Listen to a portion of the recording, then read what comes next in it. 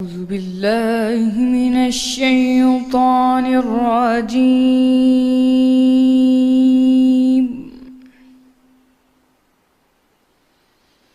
بسم الله الرحمن الرحيم.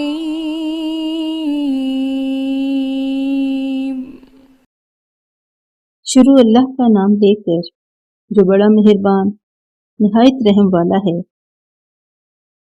ان فرشتوں کی قسم جو ڈوب کر کھینچ لیتے ہیں اور ان کی جو آسانی سے کھول دیتے ہیں اور ان کی جو تیرتے پھرتے ہیں پھر لپک کر آگے بڑھتے ہیں، پھر دنیا کے کاموں کا انتظام کرتے ہیں کہ وہ دن آ کر رہے گا جس دن زمین کو بھونچال آئے گا، پھر اس کے پیچھے بھونچال آئے گا۔ اس دن لوگوں کے دل خائف ہو رہے ہوں گے اور آنکھیں جھکی ہوئی۔ کافر کہتے ہیں کہ ہم الٹے پاؤں پھر لوٹیں گے، بھلا جب ہم کھوکھلی ہڈیاں ہو جائیں گے تو پھر زندہ کیے جائیں گے۔ کہتے ہیں کہ یہ لوٹنا تو موجب زیاں ہے، وہ تو صرف ایک ڈانٹ ہوگی۔ اس وقت وہ سب میدان حشر میں آ جمع ہوں گے۔ بھلا تم کو موسیٰ کی حکایت پہنچی ہے جب ان کے پروردگار نے ان کو پاک میدان یعنی طوٰ میں پکارا اور حکم دیا کہ فرعون کے پاس جاؤ، وہ سرکش ہو رہا ہے، اور اس سے کہو کیا تو چاہتا ہے کہ تو پاک ہو جائے اور میں تجھے تیرے پروردگار کا رستہ بتاؤں تاکہ تجھ کو خوف پیدا ہو۔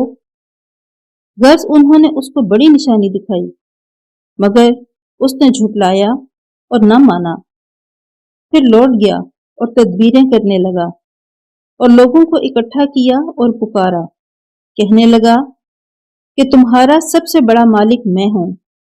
تو اللہ نے اس کو دنیا اور آخرت دونوں کے عذاب میں پکڑ لیا۔ جو شخص اللہ سے ڈر رکھتا ہے اس کے لیے اس قصے میں عبرت ہے۔ بھلا تمہارا بنانا مشکل ہے یا آسمان کا؟ اسی نے اس کو بنایا، اس کی چھت کو اونچا کیا، پھر اسے برابر کر دیا، اور اسی نے رات تاریک بنائی اور دن کو دھوپ نکالی، اور اس کے بعد زمین کو پھیلا دیا۔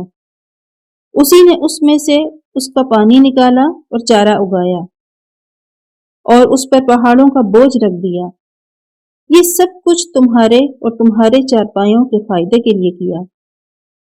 تو جب بڑی آفت آئے گی اس دن انسان اپنے کاموں کو یاد کرے گا اور دوزخ دیکھنے والوں کے سامنے نکال کر رکھ دی جائے گی۔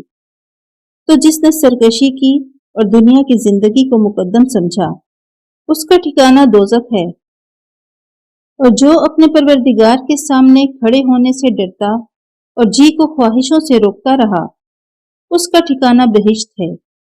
اے پیغمبر، لوگ تم سے قیامت کے بارے میں پوچھتے ہیں کہ اس کا وقوع کب ہوگا، سو تم اس کے ذکر سے کس فکر میں ہو؟